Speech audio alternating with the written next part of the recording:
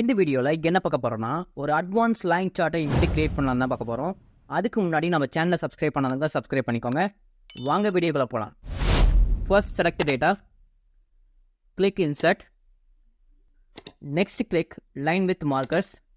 இப்போ சார்ட்டை கட் பண்ணிவிட்டு இந்த சார்ட் ஷீட்டில் பேஸ்ட் பண்ணிக்கோங்க. Next set the title, change the line colour, set border. இப்போ இந்த ஆக்சுவலான ஃபோர்காஸ்ட்டை பார்த்தீங்கன்னா மல்டிபிள் டைம்ஸ் ரிப்பீட் ஆகுது. இப்படி மல்டிபிள் டைம்ஸ் ரிப்பீட் ஆகாமல் இருக்கிறதுக்கு என்ன பண்ணலான்னா, டேபிளில் இருக்கிற டூப்ளிகேட் ஆக்சுவல் அண்ட் டூப்ளிகேட் ஃபோர்காஸ்ட்டை ரிமூவ் பண்ணிக்கோங்க. ரிமூவ் பண்ணதுக்கப்புறம் பார்த்தீங்கன்னா ஆட்டோமேட்டிக்காக சார்ட் லிங்க் சேஞ்ச் ஆயிரும். இப்போ இதுக்கு பிளாக் பார்டரை செட் பண்ணிக்கோங்க. நெக்ஸ்ட் இந்த சார்ட்டை பார்த்தீங்கன்னா ரெண்டாக ஸ்ப்ளிட்டாக இருக்குது. அதை நம்ம கம்பைன் பண்ணணும்.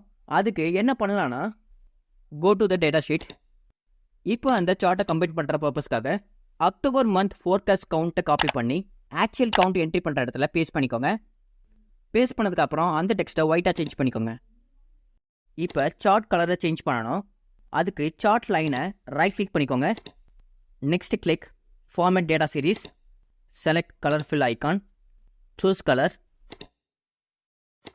Next click marker, marker options, change marker size, change color and change border color. Next select second chart, select color fill icon, change color. Next change dash type.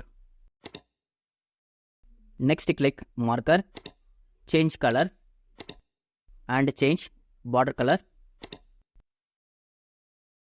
Click marker options, change the icon size and also change the icon type.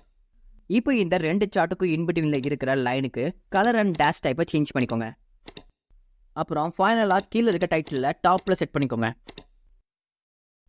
Okay guys, இந்த video உங்களுக்கு ரொம்பவே யூஸ்ஃபுல்லாக நம்புகிறோம். So please support GNL. Thanks for வாட்சிங்.